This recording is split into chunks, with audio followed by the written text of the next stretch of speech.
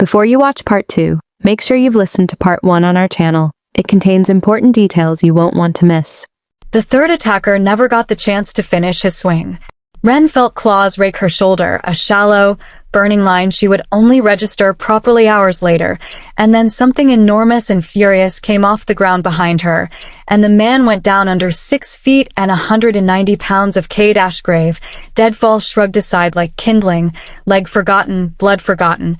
Everything about him narrowed down to the single animal fact that someone had put a blade near his mate. It was over in under a minute. It felt like an hour. When it was done, 2 of the attackers were unconscious in the leaf litter, and the third had fled into the dark, crashing through undergrowth with a speed that suggested he knew exactly how much trouble he was in. Cade didn't chase him. He couldn't. His leg buckled the second the adrenaline started to ebb, and Ren caught him before he hit the ground, arms straining under weight she had no business being able to hold, both of them breathing hard, both of them shaking with the particular, bone-deep tremor that came after violence rather than during it. "You're bleeding," he said, which was, Ren thought, a spectacular example of the pot addressing the kettle, given that his sleeve was soaked black in the moonlight and his leg was bent at an angle legs generally preferred not to bend. "You first." "I heal fast." "Alpha thing." He tried to sit up, failed, subsided. "Ren, how did you find me?" "You were half a mile off the trail." She didn't have a good answer, so she gave him the true one. "I felt it. The bond. It just pulled. I didn't decide anything, I just followed it and it was right." Something in his face did something complicated at that. Gratitude and fear and an old, private unease she wouldn't be able to name for weeks yet. "That shouldn't be possible this early," he said, half to himself. "Bonds don't usually sharpen like that for months. Sometimes years." "Well, apparently ours skipped the syllabus."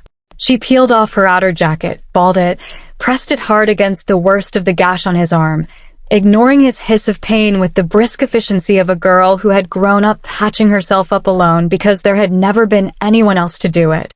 "Who were they?" "I don't know." His jaw was tight. "No pack scent. No house colors. Whoever sent them scrubbed them clean on purpose."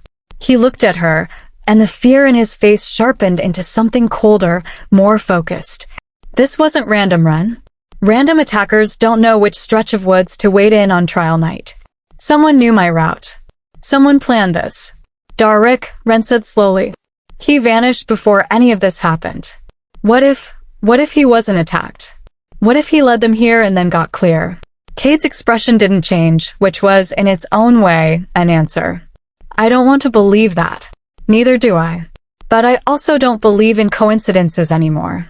Not since a rock decided to weld the 2 of us together in front of 600 witnesses." He managed something that was almost a laugh, pained and short. "Fair. They didn't make it back to the marked trail under their own power. A search party found them an hour later, drawn by the flare Ren finally thought to set off, and the rest of that night dissolved into the 2 bright lights of the infirmary, Professor Ilquell's white-lipped fury, and the low, urgent murmur of teachers deciding, over both their heads, exactly how much of the truth the rest of the school was permitted to hear. The official story, released the next morning, called it a wild animal encounter. Nobody who had been in those woods believed it, and everybody pretended to, because pretending was easier than admitting that someone inside Ashvile's walls had tried to kill the future Alpha King 3 weeks into his bond.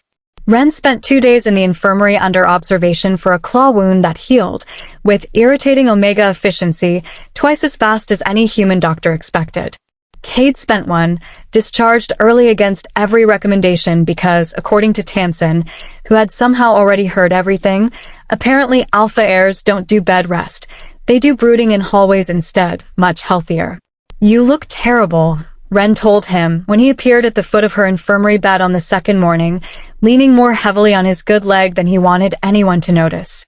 "You look better than terrible," which is somehow more offensive. He sat carefully, in the chair Tamsin had vacated 20 minutes earlier to go investigate. Her word.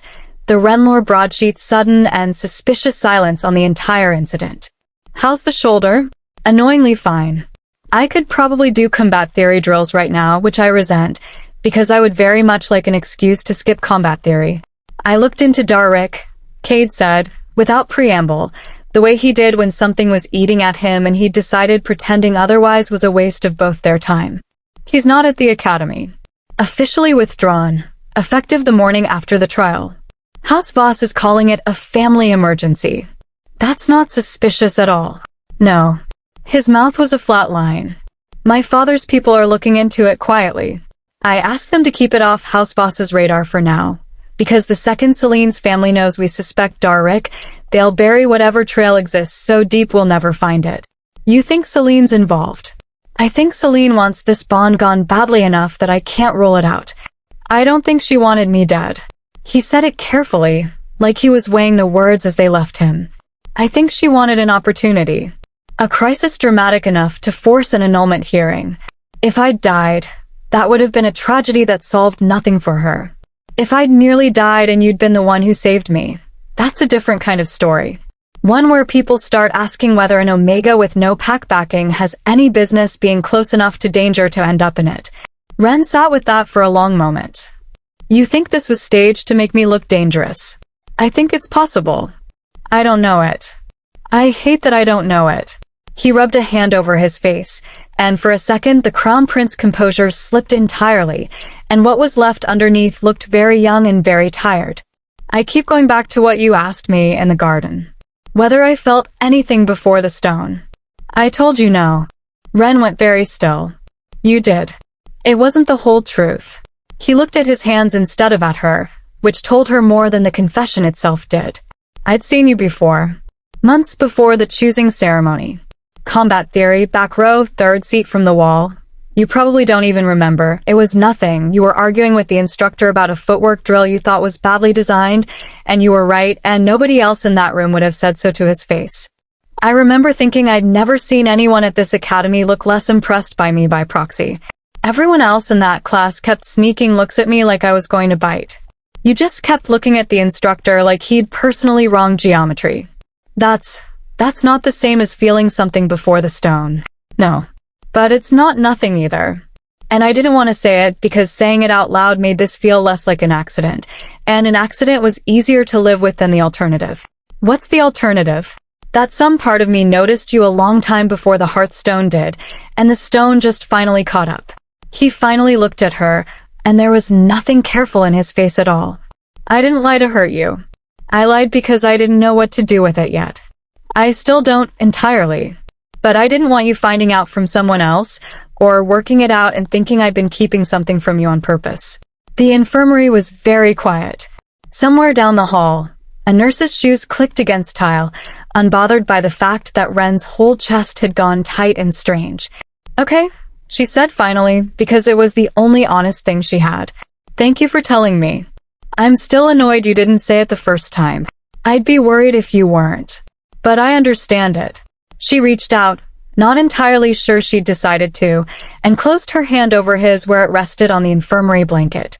The bond hummed, warm and steady, underneath her ribs. No more half-truths, though. If this is going to work, whatever this is, I need the whole thing, even the parts that are inconvenient.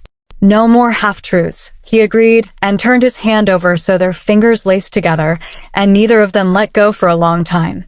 ## Chapter 6. The Court of House Ashgrave. The summons from Cade's father arrived 9 days later, delivered not by a school messenger but by two of the same silver and black liveried guards who had shadowed Cade since the choosing ceremony, which told Ren, before she'd even opened the folded letter, exactly how seriously this was being taken. Miss Calloway is requested to attend the Ashgrave Court at the earliest convenience of the Academy's schedule, in the company of Master Ashgrave, to formally present herself before the Alpha King. Formally present myself, Ren read aloud in the East Garden, with the particular flatness of someone reading her own death warrant. That sounds like a job interview for a position I never applied for. It's not that bad, Cade said, in the tone of someone who did not, in fact, believe that. You're a terrible liar for someone who's spent his whole life surrounded by people he doesn't trust. I'm an excellent liar to everyone except you, apparently. It's a design flaw. He sat beside her on the bench, close enough that their shoulders touched, a habit that had become so normal in the last month that Ren no longer registered the way her pulse still, occasionally, without permission, jumped at the contact. My father isn't cruel.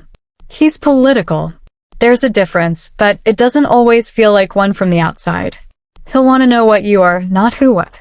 Bloodline, pack history, whether you're a liability to the succession or an asset to it. He won't ask it kindly. Wonderful. I can't wait. I'll be there the whole time. That's somehow both comforting and not remotely comforting. The Ashgrave court occupied the old stone keep at the northern edge of the territory, an hour's ride from the academy through hills gone amber and rust with autumn, and Wren spent most of that hour rehearsing answers to questions she didn't yet know she'd be asked, which was, she reflected, an excellent way to arrive somewhere already exhausted. Alpha King Corvin Ashgrave was, in person, less a man than a fact of nature, broad through the shoulders in the way his son would likely grow into, silver threading dark hair at the temples, eyes the same pale, sharp color as Cade's, set in a face that had clearly stopped being surprised by anything decades ago. He received them in a long stone hall hung with the pelts and banners of 3 generations of conquest, seated not on a throne, exactly, but on a chair carved to look like one wasn't necessary, which Wren thought was somehow more intimidating than an actual throne would have been. So, the Alpha King said, without preamble, gaze moving over Wren with the unhurried thoroughness of a man assessing livestock. The girl who broke my son's engagement. With respect, Your Grace, the engagement wasn't formalized, Cade said, before Wren could decide whether to speak at all. It was an understanding between houses. The stone doesn't recognize understandings. The stone doesn't recognize a great many things this family has spent decades arranging. Corvin's attention hadn't left Wren. Calloway. I don't know that name. You wouldn't, Your Grace. Wren kept her chin level, her voice steady, drawing on 11 months, now over a year, of practice keeping every ounce of nerve locked well out of view. My pack was small, independent, not aligned with any of the major houses. They died when I was 3. A territory dispute that had nothing to do with them, according to the records I was able to find, which were not extensive. She let that sit, flat and unadorned, refusing to dress it up for sympathy she hadn't asked for. I was raised in a state ward house until Ashvale offered me a scholarship at 11. I have no allies to bring to this bond, Your Grace. No trade routes, no armies, no political weight. I understand exactly how inconvenient that makes me for you. Something shifted minutely behind the Alpha King's eyes. Not warmth, not yet, but something that might, with effort, eventually resemble respect. Most girls in your position would have led with a plea. You led with an inventory of your own uselessness. I find it saves time, Your Grace. You were going to arrive at the same conclusion either way. A long silence stretched through the hall. Cade beside her had gone very still, the particular stillness of a man watching a negotiation he had no power to influence and every stake in the outcome of.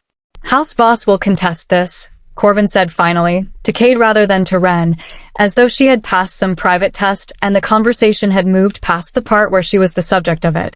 Celine's father has already sent 3 separate letters demanding an annulment hearing. He is calling the bond suspicious, unnatural, possibly engineered. It wasn't engineered, Cade said. I was there. I know. That's not the point.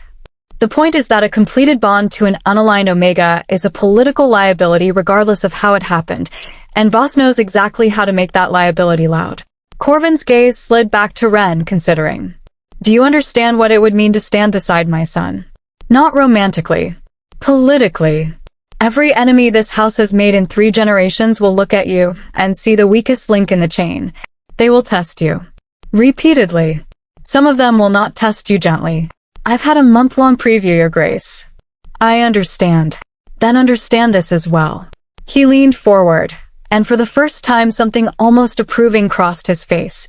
The Hearthstone has never once, in the recorded history of this house, registered a completed bond falsely. Not for convenience. Not for love. Not for tragedy. Whatever it saw between the two of you, it saw truly. I will not annul what the stone itself confirmed, whatever noise House Voss makes about it. But I will not protect you from the consequences of standing here either. That you will have to earn. I don't want it handed to me, Wren said. I never have. Corvin studied her for one more long moment, and then, astonishingly, something that might have been the ghost of a smile moved across his mouth. Ancestors help you, boy, he said to Cade. You've bonded to someone with a spine. I noticed, Your Grace, Cade said, and this time he did not hide the smile at all. ## Chapter 7. What the registrar never filed. The ride back to Ashvale was quiet in a different way than the ride out had been. Not tense exactly, but full, the kind of silence that came after surviving something rather than before it. You didn't tell me your parents were part of a territory dispute, Cade said eventually, careful, testing the ground before he put his full weight on it. You've never told me anything about your pack actually. In a month. I didn't want to push. There isn't much to tell. I was 3. I don't remember them.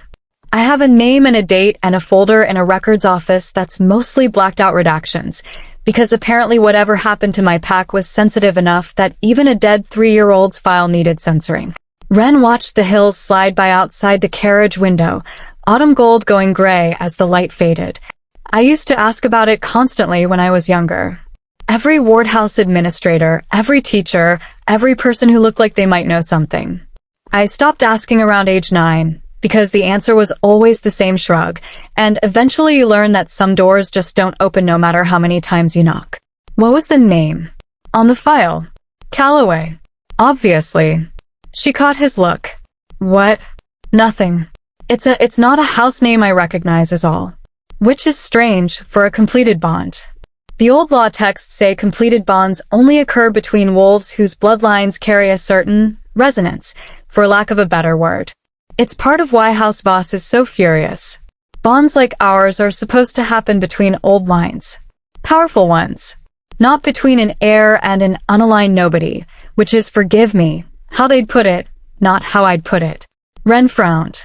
So either the theory's wrong, or my bloodline isn't as unaligned as the redacted file wants people to believe. That's what I keep thinking. Cade's expression had gone thoughtful, careful. The same look he wore when he was working through a combat theory strategy problem, 3 moves ahead of everyone else in the room. I want to look into it properly. Not through the Academy Registrar, through my father's archivists. They keep records the state ward system doesn't. If your pack was involved in a dispute significant enough to warrant a redacted file, there should be a paper trail somewhere that isn't blacked out. You'd do that. I'd do a great deal more than that.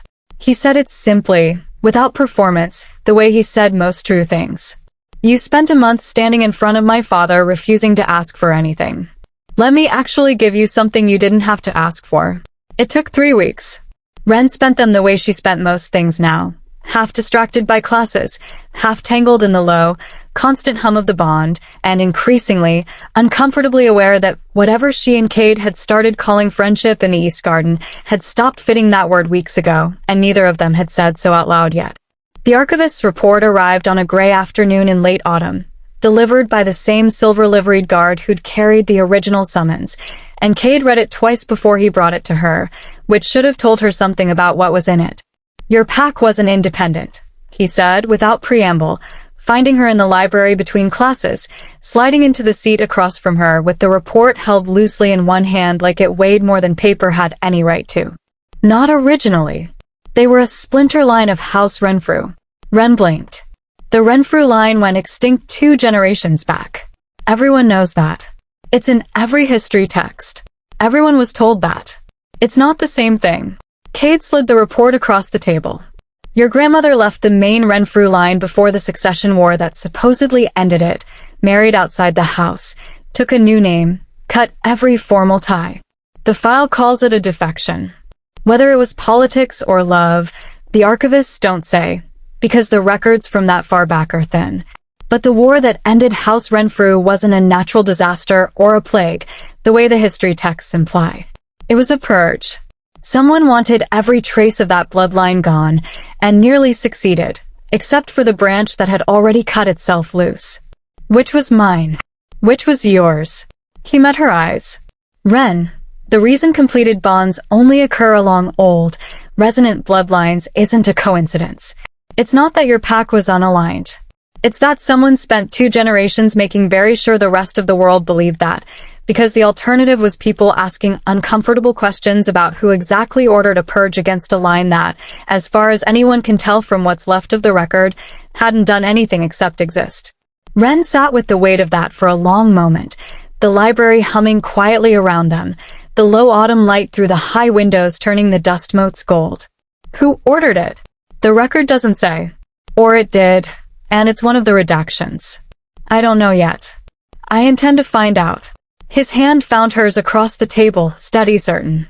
I know this is a lot. I know you've spent your whole life being told you came from nothing, and I just handed you the opposite of nothing with no warning and no context. I'm sorry for the way I delivered it. I didn't know how to make it gentler and still tell you the truth.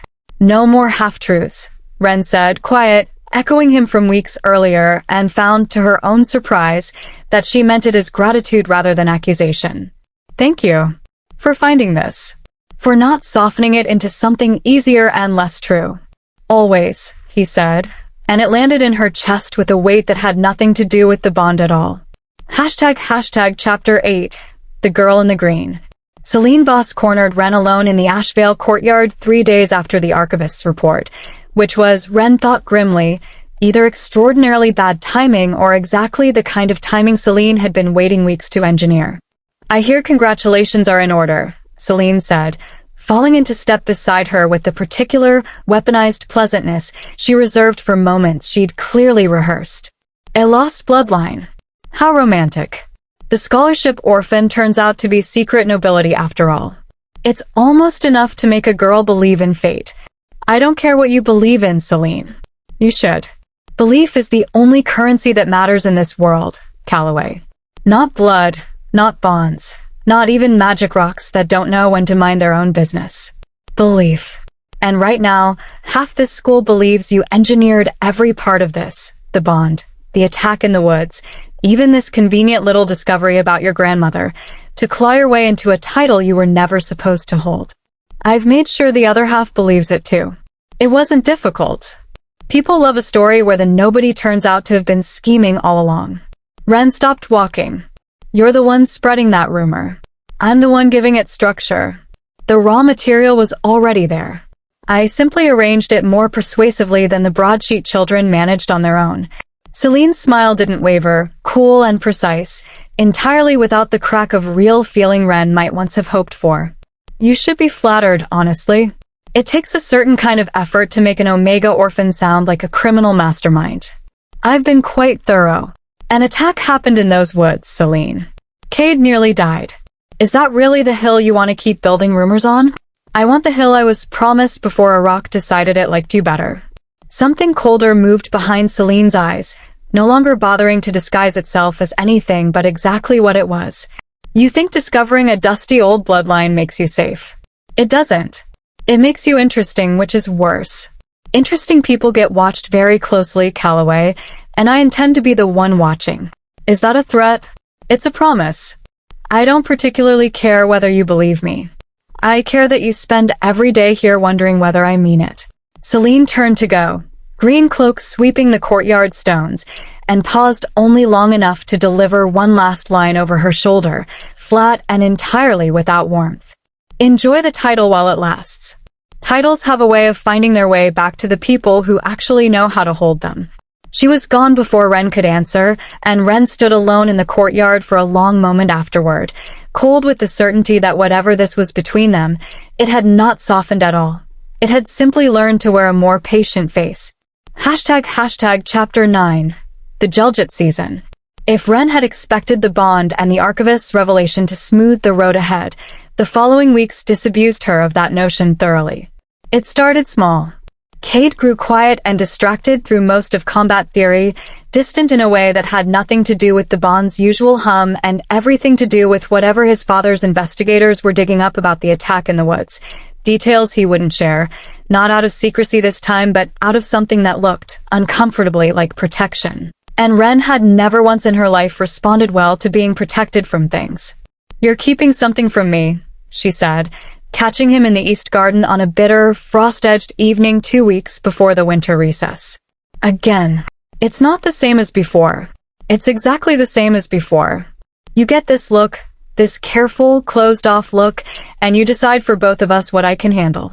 The old anger, the one she'd spent a childhood learning to swallow rather than spend, rose faster than she expected, sharper. I told you I don't want to be protected from the truth. I meant it. They found a name, Cade said finally low. Attached to the men in the woods. Not Darrick, someone above him. Someone with a direct line into my father's own court. He scrubbed a hand over his face. I didn't tell you because I don't know yet whether it's real or a lead designed to send us chasing the wrong person, and I didn't want you carrying a name that might turn out to be a lie. That's not your decision to make alone. I know that. I'm making it anyway, because the alternative is watching you walk into every room in this academy wondering if the next person who smiles at you is the one who ordered a blade at my throat, and I couldn't. He stopped himself, breathing hard, and for once the crown prince mask didn't come back up fast enough to hide what was underneath it.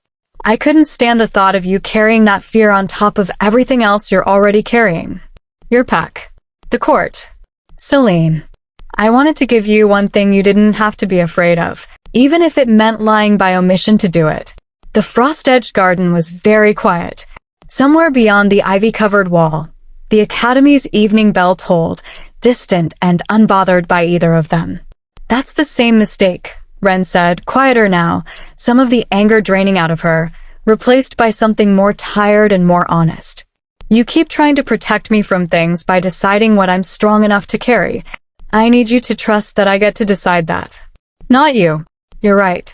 He said it simply, without the deflection she half expected. I'm sorry. I don't have practice at this, letting someone else carry part of the weight instead of carrying everything myself. Every instinct I've been trained into since I could walk says the strong thing is to shoulder it alone and present people with solved problems instead of open wounds. I'm trying to unlearn it. I'm not doing it well. No, Ren agreed. You're not. But you're trying, and that's not nothing. She sat beside him on the frost-cold bench, close enough that the bond settled into its familiar, comfortable hum and let some of the fight go out of her shoulders. Tell me the name. He hesitated one more moment, and then he did. Ilian Marrow. My father's chief steward. 20 years of service, unimpeachable record, present in nearly every private council my father's ever held. Cade's voice had gone flat, careful, a man reciting a fact he still didn't fully believe. He has no obvious connection to House Voss. No motive anyone's identified. But one of the men from the woods was traced, through a supply chain 3 layers deep, to a shipment Marrow authorized personally 2 weeks before the autumn trial. That's not enough to prove anything. No. It's enough to make me watch him. Carefully. Without letting him know I'm watching. Cade looked at her, some of the tension easing now that the truth was finally between them instead of walled up inside him alone. That's the whole of it. Everything I know, everything I don't. No more pieces held back. Thank you. She leaned her head against his shoulder, watching her breath fog in the cold air, and felt the last of the anger dissolve into something that was mostly just relief. For what it's worth, I'm not asking you to carry less. I'm asking you to let me carry some of it with you. There's a difference. I'm learning the difference, he said, and pressed his mouth, careful and questioning, to the crown of her head, and Ren let him and didn't move away. They were, by any reasonable measure, closer after that fight than before it, and further, too, in the strange way that honesty sometimes cost more than silence before it paid out. Ren spent the following week catching herself staring too long across the dining hall, then flinching from her own feelings like they were something dangerous, because the truth she wasn't ready to say out loud yet, not to Tamsin, not to the bond, not even fully to herself, was that somewhere between the East Garden and the archivist's report and a frost-cold argument that had ended in something gentler than either of them expected, she had stopped thinking of this as an accident she was managing and started thinking of it as a life she wanted. That terrified her more than any masked attacker in the woods ever had. Hashtag chapter 9.5, the Yule Ball, or how to ruin a perfectly good evening. The Yule Ball was, according to Tamsin, the single most important social event of the Academy calendar, a fact she repeated no fewer than 6 times while dragging Ren through the dress shops of the nearest town on the last free Saturday before winter recess. I don't understand why I need a new dress, Ren said, trailing behind her friend past racks of silk and velvet in every shade the season offered. I have a dress. I wore it to the convocation. You wore that dress to meet a king who was deciding whether to have you politically annihilated. This is a dance. It requires a completely different energy. Tamsin held up a deep blue gown against Ren's shoulders, considering, then shook her head and moved on before Ren could object. Also, and I say this with love, You own exactly one formal dress, and I refuse to let you become the girl who's bonded to the future Alpha King and still recycles the same outfit to every event like she's running some kind of frugality campaign. I am running a frugality campaign. It's called I Grew Up With Nothing and Old Habits Die Slow. Tamsin's expression softened, just slightly, in the way it did on the rare occasions she let the jokes drop entirely. I know. I'm not making fun of that. I just think you're allowed to let yourself have nice things now, without feeling like you're betraying the girl who didn't get to. Ren didn't have a ready answer for that, so she let Tamsin pick the dress. Deep gold, cut simple and clean in a way that made Ren feel, for the first time in longer than she could remember, like she'd chosen to be looked at rather than had it forced on her. The ball itself, when it arrived a week later, was everything Tamsin had promised and everything Ren had dreaded in roughly equal measure. The great hall transformed with ice blue draping and floating candlelight, half the academy dressed in their family's finest colors, the low murmur of 600 students trying, with varying degrees of success, to look like they weren't watching for the arrival of the bonded pair everyone still hadn't stopped gossiping about. Cade found her within minutes of her arrival, dressed in dark green rather than his usual black, a small, deliberate departure from House Ashgrave's colors that Ren understood, without needing it explained, as a quiet gesture toward neutrality. "You look," he said, and then seemed to lose the thread of the sentence entirely, which was, Ren thought, immensely satisfying given how rarely she managed to fluster him. "I look like a genuinely unfair amount of trouble for one evening." He recovered enough to offer his arm, and she took it, and for a while, one dance, then another, then a third she hadn't meant to agree to, the evening was, against every expectation, simply good. Easy. The kind of ordinary happiness neither of them had been allowed much practice at. It didn't last, because nothing at Ashvale Academy ever seemed to. It came apart during the fourth dance, when Darrick Voss, back at the academy for one night only, officially to collect personal effects from his abandoned dormitory, a cover story nobody believed. And everybody pretended to, appeared at the edge of the dance floor with two of his father's guards and an expression that made the ballroom's temperature seem to drop several degrees. "Didn't think you'd have the nerve to show your face here," Cade said, low, stepping without quite seeming to decide to between Darrick and Ren. "I have every right to attend a school event I'm still technically enrolled at, whatever my father's lawyers are arguing about my withdrawal status." Darrick's gaze slid to Ren, cold and assessing. None of Celine's complicated conflict in it, only something flatter and more calculating. "I actually came to deliver a message. From my father. He wanted the Calloway girl to know that House Voss does not consider House Renfrew's restoration settled, whatever paperwork the Ashgrave archivists have filed. Names can be unmade as easily as they're made. History is full of examples." "Is that a threat?" Ren said, keeping her voice admirably level given the way her pulse had started hammering. "It's a fact. Take it as you like." Darrick smiled, thin and unpleasant, and turned to go, and then paused, glancing back with something almost casually cruel in his expression. "You should ask your future husband, by the way, what exactly his father's investigators found in the supply records before they arrested poor Marrow. I hear it wasn't quite the whole story they told the court. He left before either of them could press him, guards falling into step behind him, leaving the ballroom's music and chatter to close back over the space where he'd stood like water over a dropped stone." "What did he mean?" Ren asked, once the shock had faded enough for words. "About the supply records." "I don't know," Cade said, and something in his face, a flicker, gone almost before she caught it, told her that wasn't entirely true, or at least not entirely settled. "I'll find out. I promise you that. Cade. I mean it. I'm not hiding this one. I genuinely don't know what he's implying, but I intend to." He took her hand, steadying, though whether for her benefit or his own she couldn't quite tell. "Can we finish one dance before the evening falls apart entirely? I'd like at least one good memory from tonight before Darrick Voss ruins the rest of it." She let him have the dance.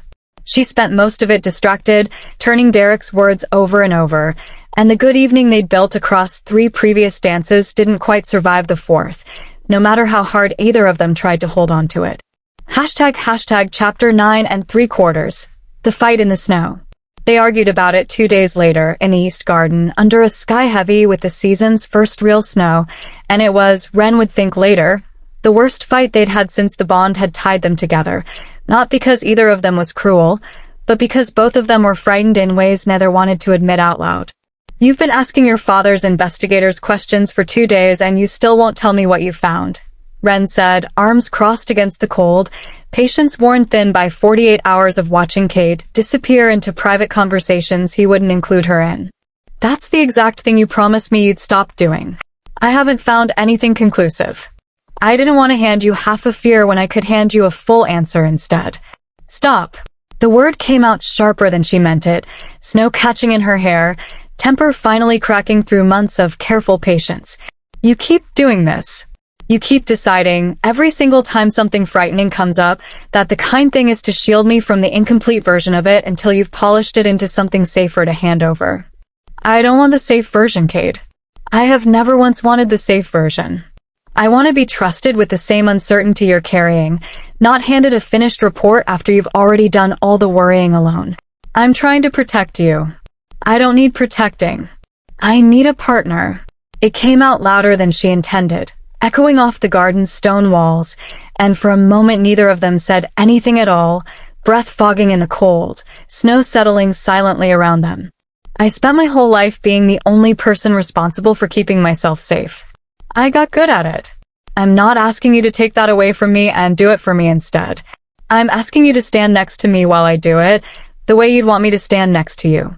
Cade was quiet for a long moment, snow gathering on his shoulders, something working behind his carefully guarded eyes.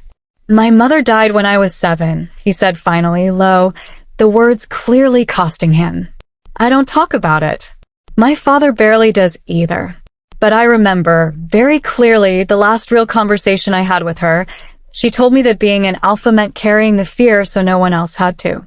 That the kindest thing a leader could do was absorb the worst of what was coming before it ever reached the people he loved.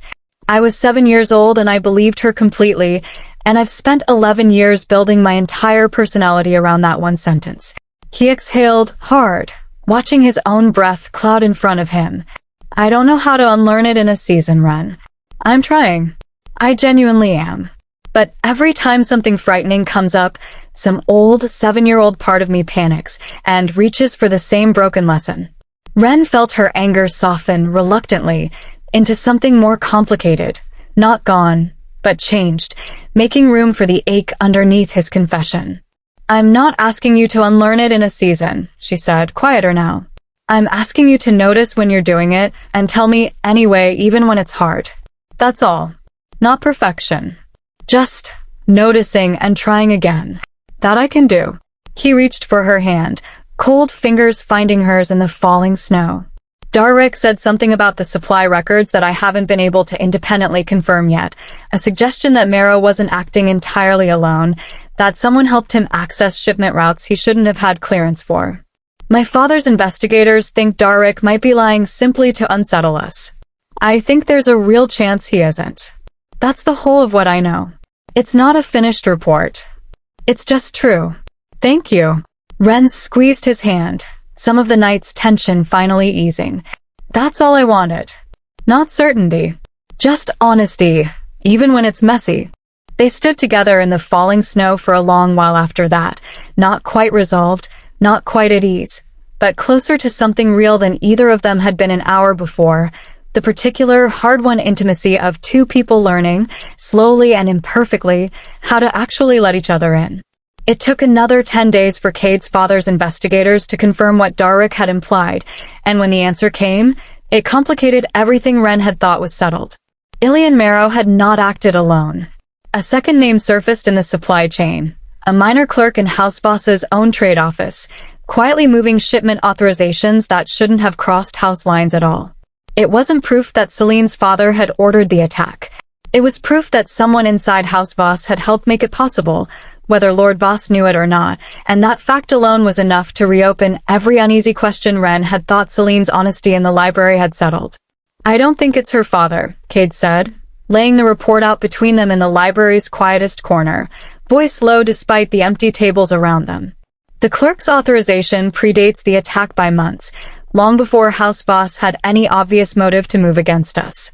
which means either someone in that office was planning something entirely different, and Mero simply took advantage of an existing opening, or Darwick arranged it himself, long before any of us knew he'd need it, Ren finished. Using his own house's resources, without his father's knowledge, because he wanted the bond gone badly enough to build the opportunity months in advance. That's my read too. Cade's jaw was tight. Which means the biggest threat to both of us right now isn't a hidden conspirator in my father's court. It's a 19-year-old who's been playing a longer game than anyone gave him credit for, and who is, as of last week, standing in a ballroom telling you to your face that names can be unmade. Ren felt something cold settle in her stomach that had nothing to do with the winter chill outside the library windows. You don't think Celine knows about this?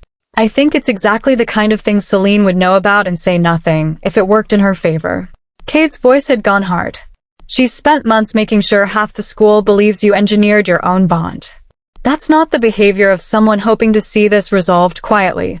If her cousin's been quietly starving our investigation of leads while she's been running her own campaign against you in public, I'm not inclined to hand her advance warning of what we've found.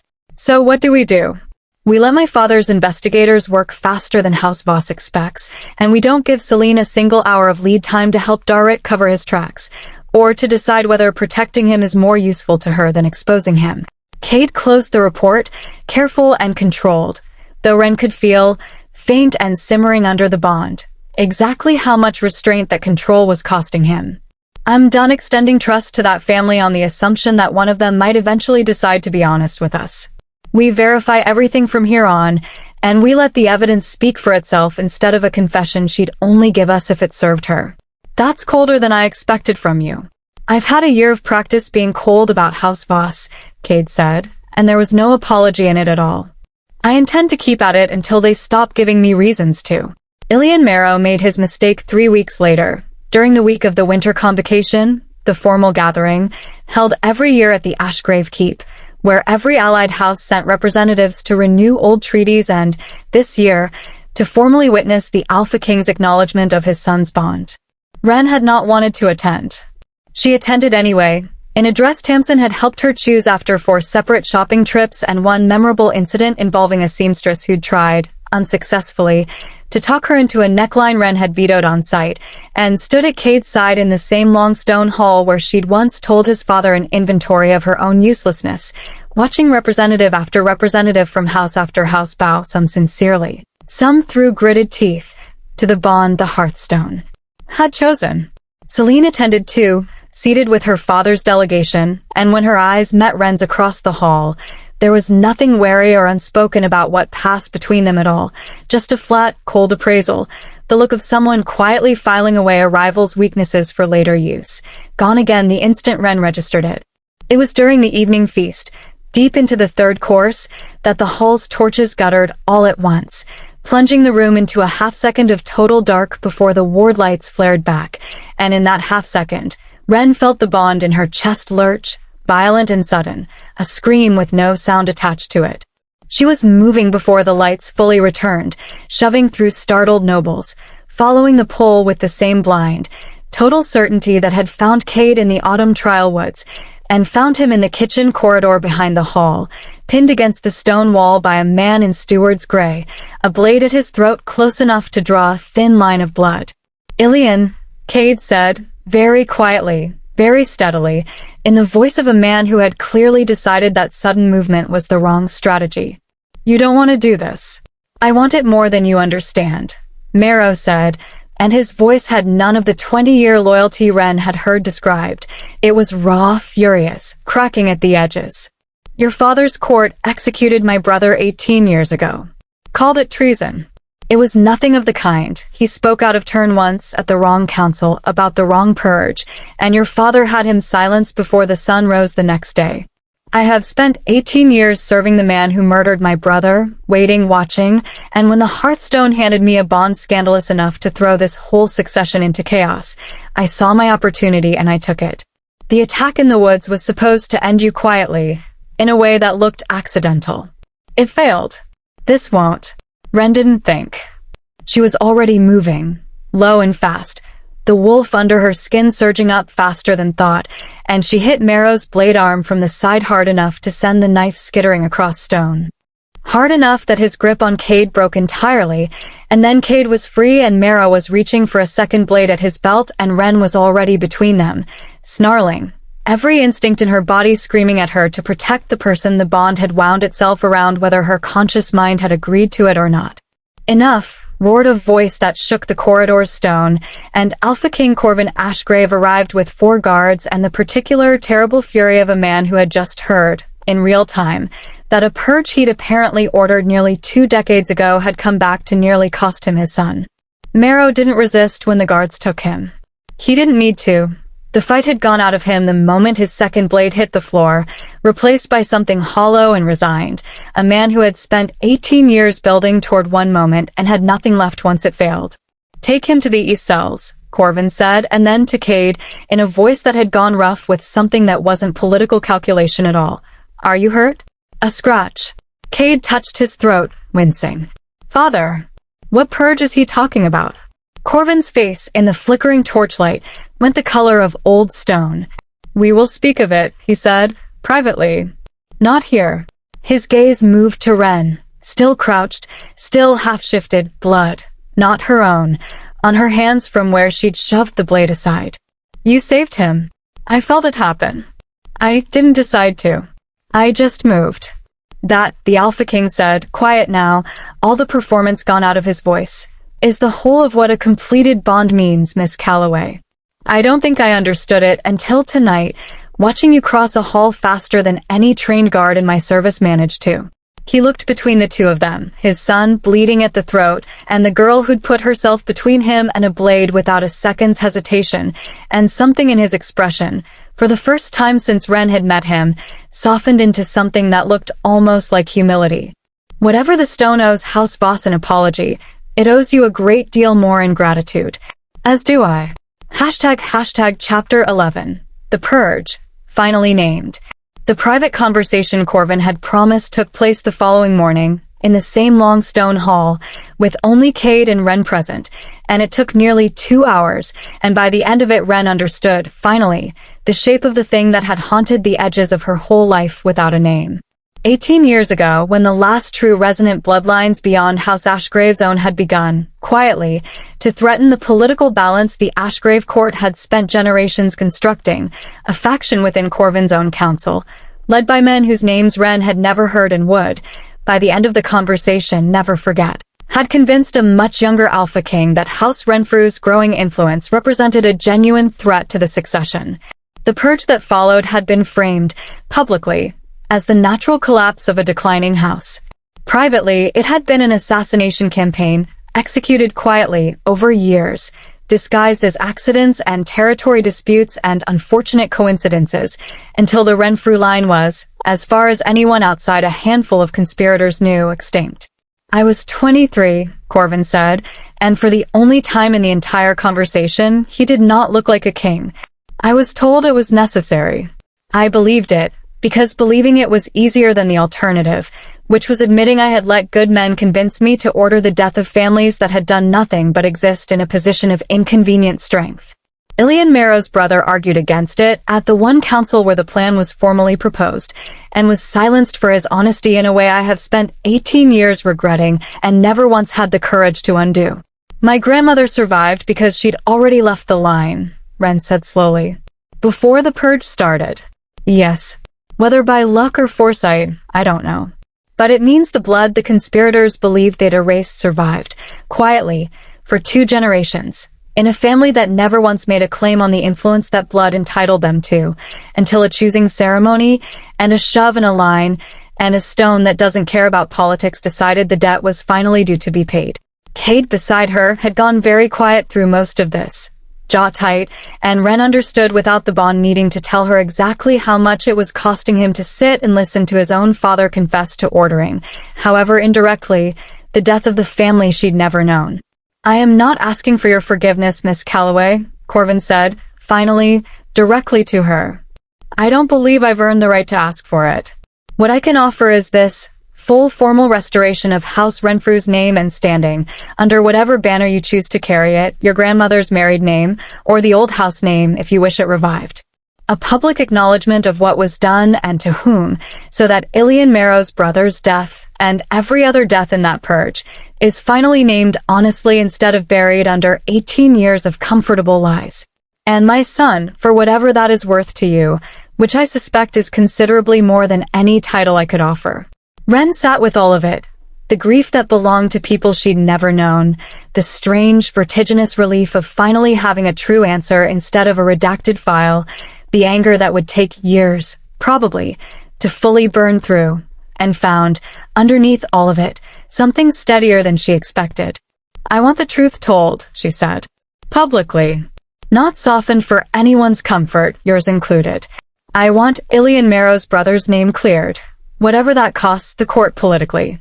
And I want to decide in my own time what I do with the rest of it, the name, the title, all of it. Not today. Not because anyone's waiting for an answer. Granted, Corvin said without hesitation, on every count. The investigators moved faster than House Voss expected, exactly as Cade intended, and the evidence they assembled over the following 2 weeks told a story considerably uglier than a single ambitious cousin acting alone. Celine had known. Not vaguely, not by suspicion. She had known about the clerk's forged authorizations for months, had quietly protected the trail from her own father's notice, had let the investigation into her own house stall twice through carefully placed objections she'd framed as concern for family privacy. She hadn't ordered the attack in the woods. The investigators were careful, in their final report, to draw that line precisely. But she had known enough, soon enough, to stop it, and had chosen instead to let the scheme run its course, calculating, correctly as it turned out, that a scandal severe enough to threaten the bond might still work in her favor, even if it came dressed as her cousin's ambition rather than her own. She let it happen, Cade said, laying the final report between them in the East Garden, voice flat with a fury he'd stopped trying to hide weeks ago. She had the chance to stop an attack that nearly killed me, and she weighed her own advantage against my life and decided the math favored waiting. Ren said nothing for a long moment, feeling something in her chest that was not sympathy, and had not been sympathy in a long time, harden into something closer to resolve. Then she answers for it. All of it. No quiet family arrangement. No discreet transfer somewhere far away where nobody has to say the word complicity out loud. They confronted her together, in the same chapel courtyard where the Voss delegation had been quartered, guards from Corvin's own household standing at a careful distance, the full report in Cade's hand. Celine didn't deny it. She didn't even try. You want me to perform remorse, she said, arms crossed, chin lifted, not a trace of the raw honesty Ren had once, briefly, mistaken for something worth trusting. I won't give you the satisfaction. I did what anyone in my position would have done. I saw an opportunity to reclaim the life that was supposed to be mine, and I let someone else's ambition do the work I couldn't do myself without dirtying my own hands. I'm not sorry it almost worked. I'm only sorry it didn't. He nearly died, Celine. Alphas nearly die constantly. It's practically a hobby for your kind. Celine's voice was ice, without a single crack in it. You want me to weep and confess I've learned some valuable lesson about kindness. I haven't. I've learned that I should have moved faster and been less careful about keeping my own hands clean, and I intend to remember that the next time an opportunity like this one presents itself, because it will, Calloway. People like you don't get to keep things like this forever. Something always comes along to take it back. That sounds like a threat, Cade said, quiet and lethal. Take it however you like. Celine turned to the waiting guards without being asked, spine straight, utterly without shame. I assume you're here to arrest me rather than argue with me. Let's not waste any more of either of our time pretending this conversation was ever going to end with an apology. She was taken into her own house's custody that same evening, stripped, within the month, of any claim to the Voss succession by a furious and humiliated Lord Voss who had discovered, in a single season, that both his nephew and his daughter had been willing to gamble the future Alpha King's life on their own advancement. Celine accepted the sentence of exile to a distant border territory with the same flat, unrepentant composure she'd shown in the courtyard, and the last thing she said to anyone at Ashvale before she left, according to the guard who escorted her out, was that she regretted being caught considerably more than she regretted anything she'd done. ## Chapter 12. What was finally settled. The public acknowledgement, when it came, 3 weeks into the new year, reshaped Ashvale Academy's entire social order more thoroughly than the original bonding ever had. House Renfrew's restoration made the choosing ceremony scandal look, in retrospect, like the opening note of a much longer song, and Ren found herself, almost overnight, the center of an entirely different kind of attention. Not scorn this time, but a wary, uncertain deference that she found, if anything, more uncomfortable than the scorn had been. House Voss itself spent the season that followed in a very public, very humiliating reckoning of its own. Lord Voss forced to answer, before an assembly of allied houses, for a court that had let both his heir apparent and his own daughter run private schemes against the Ashgrave succession under his own roof without his knowledge. The alliance he had spent 15 years building did not survive it intact. House Renfrew's restored standing, and the quiet, considerable respect Ren had earned from Corvin's court in the process, ensured that whatever leverage House Voss had once held over the northern territories belonged, from that season onward, to considerably steadier hands. "Do you ever think about her?" Tamsin asked weeks later, finding Ren in the library on a quiet afternoon. "Celine, I mean. Out at the border somewhere, presumably still furious at the entire world." "Sometimes." Ren considered it honestly, turning the thought over rather than reaching for the easy answer. "I used to think there was a version of her worth reaching, back before I understood how much she already knew and chose not to act on. I don't think that anymore. I think some people would rather burn down everything around them than admit the fire wasn't necessary in the first place." She closed the book in front of her, unbothered in a way that surprised her. "I hope she's miserable somewhere useful, honestly. That's the most generous thing I can manage." "That's not very heroine of romance novel of you." "I contain multitudes," Ren said, echoing herself from months before, "and one of those multitudes has decided she's allowed to stop being generous to people who never once extended her the same courtesy. Some rivalries end in reconciliation. Some just end, and you're allowed to let them stay ended without feeling guilty about it. I spent a long time thinking forgiveness was something I owed everyone who hurt me, as proof I'd become a better person than they were. I don't think that anymore. I think the better proof is simply refusing to let them cost me anything else." Tamsin considered that for a long moment, then nodded, satisfied. "Good. I was worried you'd gone soft on me after the wedding." "Never," Ren said, and meant it completely. Spring recess brought with it an invitation Ren hadn't expected and almost refused out of sheer nerves. A formal request from Corvin's archivist to accompany a small survey party to the old Renfrew territory, abandoned and largely unclaimed since the purge 18 years before, in order to formally document what remained of the estate now that the house's name had been restored. "You don't have to go," Cade told her the morning the invitation arrived, watching her turn the sealed letter over in her hands like it might bite. "Nobody's requiring it of you. You can let the archivist document it alone and decide in your own time whether you ever want to see it." "I know." Ren set the letter down, then picked it back up almost immediately. "I think I want to go, though. I've spent my whole life being told I came from nothing. I'd like to see the nothing for myself, now that it turns out it wasn't nothing at all." "Then I'm coming with you." "You don't have to." "I know I don't have to." He said it simply, the way he'd learned slowly, painfully, over the course of the year, to say true things without dressing them up first. "I want to." There's a difference, and I'd like to think I've gotten better at knowing it. The journey took 4 days, north and west into hill country neither of them had ever traveled, the road growing narrower and wilder the further they went from Ashvale's manicured grounds, until the survey party's carriages crested a final ridge and the old Renfrew keep came into view below, half swallowed by ivy and 18 years of neglect, walls of pale gray stone still standing despite everything, windows dark and empty but somehow, impossibly, not derelict. Waiting, rather than abandoned. As though the land itself had simply been holding its breath.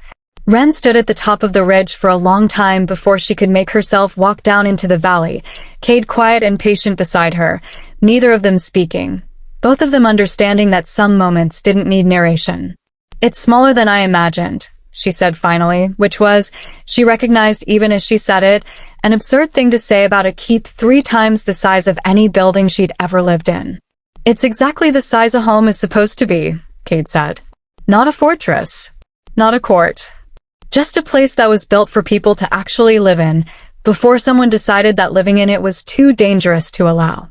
The survey took 2 full days, the archivist's cataloging rooms gone soft with dust and time, uncovering, in the process, small ordinary artifacts of a life interrupted mid-motion.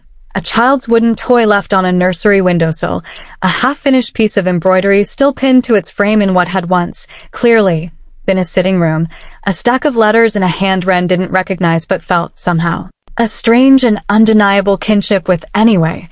Your grandmother's correspondence, the lead archivist told her, presenting the letters with the careful reverence of someone who understood exactly what they represented. Written to her sister, in the 2 years before the purge began.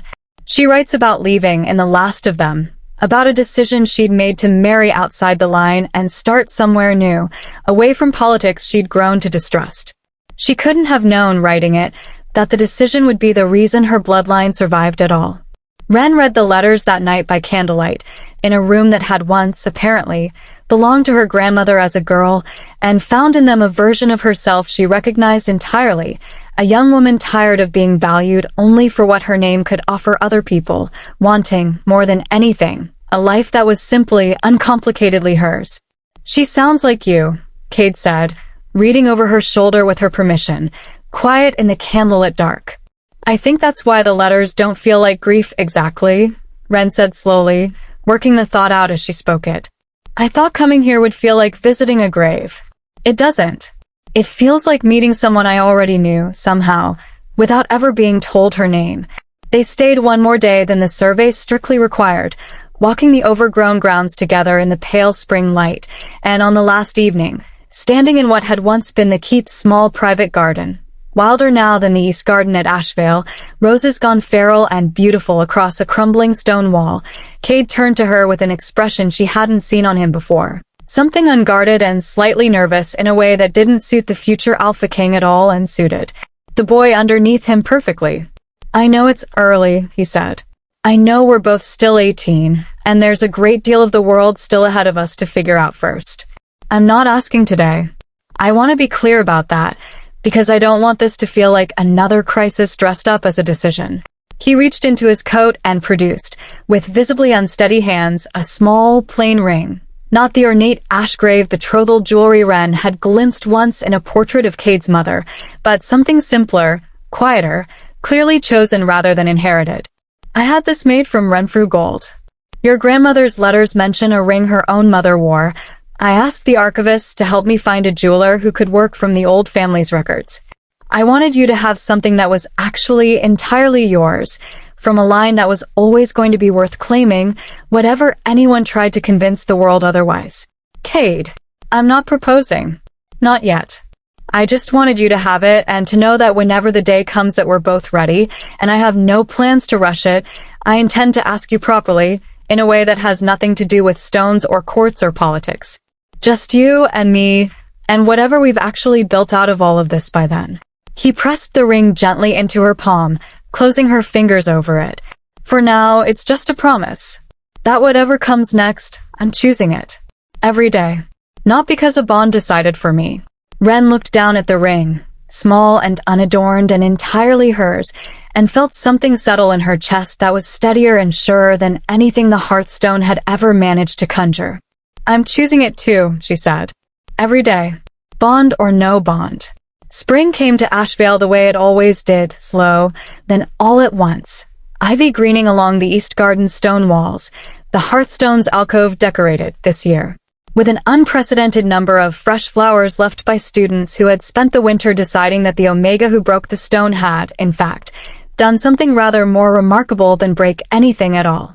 Ren found Cade in the garden on the first properly warm evening of the season, the bond in her chest doing its familiar, contented hum, and something in the set of his shoulders told her, before he said a word, that whatever was coming had been rehearsed. I have something to ask you, he said, standing when she approached, which struck her as unnecessarily formal for a boy who'd once fallen asleep against her shoulder during a particularly dull herbalism lecture. And before you say anything, I want you to know I'm not asking because of the bond. I've thought about this a great deal. and the bond isn't why I want this. It just happens to have been right about something before I let myself admit it. Kate, you're being ominous. Just say it. I love you. He said it plainly, without the careful mask he'd worn like armor for most of the year they'd known each other, and something in Ren's chest cracked open at the simplicity of it, at how little performance was left in his voice. Not because a stone told me to. I loved you before I let myself notice it, watching you argue with an instructor about footwork you thought was badly designed, and I've loved you every day since a shove and a line put your hand on top of mine, and I will love you long after every political complication either of us has survived this year as a footnote in some archivist's file. I wanted you to hear that plainly once, without a crisis attached to it. Ren's eyes had gone unexpectedly wet, which she blamed, unconvincingly, on the spring pollen.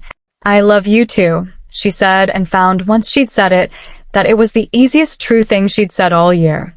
I've loved you since roughly the East Garden, if I'm honest, and I've been too stubborn to say it because saying it made this feel like something I could lose, and I've spent my whole life trying not to want things I could lose. You're allowed to want this, Kate said, gentle, reaching for her hand.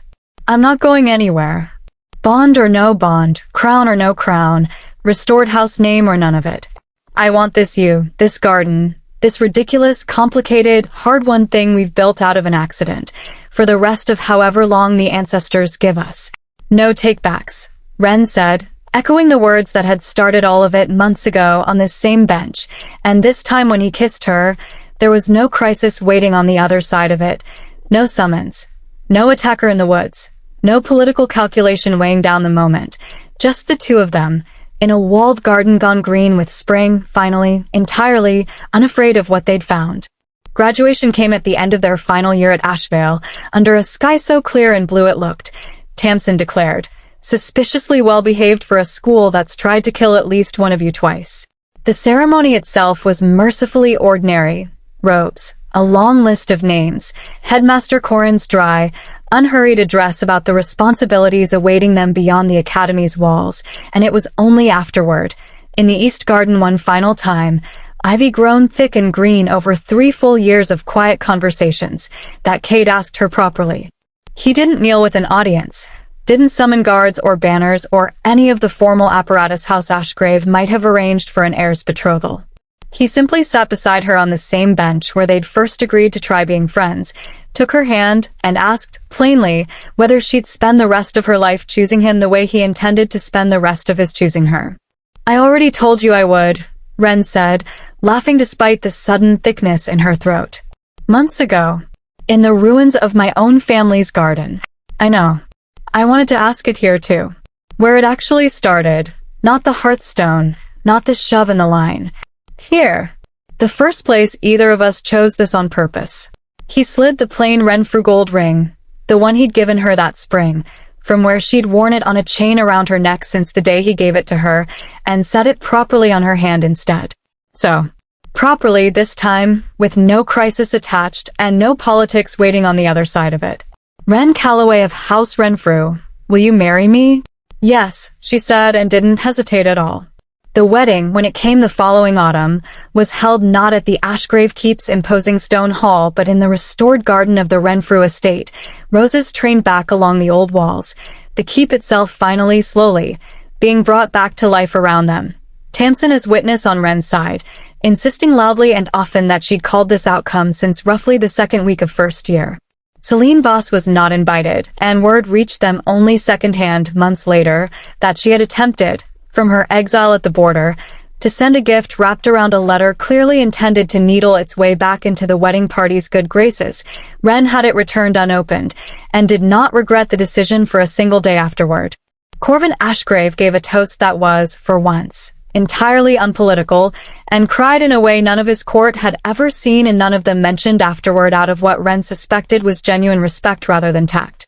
A year later, on the night of the next choosing ceremony, Ren stood at the edge of the great hall. Not at the back this time, not trying to disappear into a tapestry, but near the dais, in a gown the color of old gold, watching a new class of third years file past the hearthstone with the same nervous anticipation she remembered from a night that felt, now, like it belonged to someone else's life entirely. You're staring at the stone like it owes you an apology, Tamsin said, appearing at her elbow with the same relentless cheer she'd carried through every disaster of the past 2 years, now dressed in the formal robes of a first-year apprentice to the Academy's own archivist, a position she'd apparently secured, in her own words, by being annoyingly persistent until someone gave me a job just to make me stop asking. It doesn't owe me anything. It did exactly what it was supposed to do. I just wasn't ready to believe that yet back then. Look at you. Wise. Married. Terrifyingly well-adjusted for a girl who once told me her entire life plan was graduate and disappear somewhere with decent weather and no politics. The weather here is fine, actually. And the politics have calmed down considerably. Ren's gaze found Kate across the hall, deep in careful diplomatic conversation with a delegation from a southern house, and felt, even from this distance, the familiar, steady warmth of the bond settle into her chest like it had never once been anything but exactly right. He caught her eye over the delegate's shoulder, and something in his face eased, unguarded, entirely hers. Besides, somebody has to keep an eye on the next Alpha King. Might as well be someone who isn't impressed by the title. House Renfrew's banner, deep gold, an old sigil restored to full color after 18 years folded away in an archive, hung now beside House Ashgrave's silver and black at the front of the hall, a fact that had cost a great many uncomfortable court conversations and was, according to Corvin, still costing them, quietly, every season. Ilian Marrow's brother's name had been formally cleared, carved into the same memorial wall that listed every other name the Purge had erased, and Marrow himself, in a mercy Ren had personally petitioned for, served out a sentence of exile rather than execution, in recognition of a grief the court itself had caused and never once properly named until she'd forced the issue. Darrick Voss, for his part, had been quietly stripped of his place in his house's succession entirely, a punishment his uncle had insisted on personally once the full scope of what he'd built, the forged shipment authorizations, the months of careful planning, the willingness to see an 18-year-old cousin's engagement collapse into scandal for his own advancement, finally came to light in the family's own closed court. Ren heard, secondhand, that he'd taken work as a minor trade envoy in a distant southern territory, far from any house with power worth scheming for, and found, when she heard it, that she felt nothing sharper than a distant, unbothered relief. Celine Voss remained at the border territory to which she'd been exiled, and the reports that occasionally reached Ashvale through court channels suggested she had not softened a single degree in the years since. A minor local lord's letter, forwarded to Corvin's court out of caution rather than malice, described her as having inserted herself into a border trade dispute with the same cold, calculating precision she'd once turned against Ren, apparently already maneuvering to rebuild whatever influence exile had cost her. Ren read the letter once, felt nothing sharper than a distant, weary vigilance, and gave it to Kate's father's investigators with a single instruction. Watch her, quietly, for as long as it takes her to either run out of ambition or run out of border territories willing to indulge it. Some people, she'd come to understand, did not change simply because the story around them demanded it, and she had stopped waiting for Celine Voss to prove otherwise. Tamsin, true to every prediction she'd ever made about her own future, had risen within 2 years to a full position among the Ashgrave Court's own archivists, a fact she brought up with insufferable, well-earned pride at every possible opportunity, and had recently begun, quietly, at first, and then not quietly at all once Ren caught her at it, cataloging the full, unredacted history of the Renfrew Purge for a public record that would ensure no future archivist ever again had the option of filing an inconvenient truth away as a blacked-out line in someone's childhood file. She had also, somewhat to Ren's amusement, taken to signing her official correspondence with a small flourish that read T. Aldrich, Keeper of Inconvenient Truths, a title Headmaster Corrin had apparently approved with unusual speed once she understood the joke behind it, and one that suited Tamsin's entire personality so precisely that no one at court had ever seriously suggested she change it. The betting pool Tamsin had started on the night of the original choosing ceremony, Ren later learned, had technically never been formally closed, merely quietly abandoned once its outcome became too obviously certain to remain interesting, and the modest sum of coin it had generated over 2 years had, at Tamsin's insistence, been donated in full to the Academy's Wardhouse Scholarship Fund, the same fund that had once, years earlier, pulled an 11-year-old girl with no pack and no name, worth mentioning out of a records office, and given her a place at Ashvale in the first place. Ren had cried, reading the ledger entry. in a way she hadn't expected to, and had gone that same week to add a second, considerably larger sum of her own. Corvin Ashgrave, in the 2 years since the purge's public reckoning, had grown visibly older and, in a way none of his court quite knew how to describe, visibly lighter. A man who had spent 18 years carrying a secret finally permitted, at last, to set part of it down. He doted, in his own gruff and formal way, on his new daughter by marriage with an enthusiasm that made Cade laugh, more than once, in open disbelief at the sight of the Alpha King of the Northern Territories personally arguing with an East Garden rosebush on Wren's behalf. The new third years reached the front of the line, one by one, palms pressed to a stone that mostly, as it always had, offered nothing more dramatic than a polite, uneventful glow, pageantry, tradition. A very expensive way of confirming what people already suspected about themselves. And then, near the back of the queue, a boy from a minor trading house stumbled, jostled by the crowd, and stepped without meaning to into the wrong line entirely. Wren watched it happen with a small, private smile, one hand finding Cade's as he crossed the hall to stand beside her, both of them remembering, without needing to say it aloud, exactly how these things sometimes started. Not with a plan. Not with a title, not with anything either party had chosen on purpose, but with a shove and a stumble and a stone that had never once, in the whole of its ancient, patient existence, gotten anything wrong. "Think it'll happen again," Cade murmured, close to her ear. "Twice in 2 years? Ancestors help this school if it does," Wren said and laughed and leaned into him, home in a way she had never once, in all her years of trying not to be looked at, imagined she'd get to be. Later, long after the new third years had dispersed into the ordinary chaos of own beginnings, Wren stood alone for a moment at the edge of the great hall, watching the hearthstone sit quiet and unassuming in its alcove, exactly as it had on the night that had appended her whole life a little over 2 years before. She thought of the girl who had stood at the back of that first queue, arms crossed, trying so hard to disappear into a tapestry that she'd nearly missed the single most important accident of her life. She thought of 11 months of careful invisibility, of a shove she still, on her most honest days, wanted to write a strongly worded letter to Celine's younger self about, of a redacted file and a garden gone wild with roses and a ring made from her own grandmother's gold. She thought mostly of how little any of it had actually been about fate, in the end. Not really. The stone had simply opened a door. Everything that mattered afterward, every hard conversation and small daily choice, every time either of them had chosen honesty over comfort, protection reframed as partnership, fear named instead of buried. All of that had been built by hand, slowly and perfectly, by two people who could have let an accident define them and had decided, instead, again and again, to define it themselves.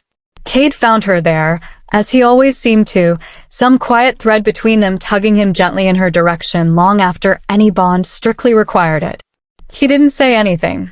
He simply stood beside her, shoulder to shoulder, watching the same quiet stone, and after a while, without either of them deciding to, their fingers found each other in the space between them, the way they always eventually did. Outside, beyond the great hall's high windows, the Northern Territories stretched on toward another ordinary, unremarkable evening. No crisis waiting in the wings, no summons from a king, no masked figures in the woods.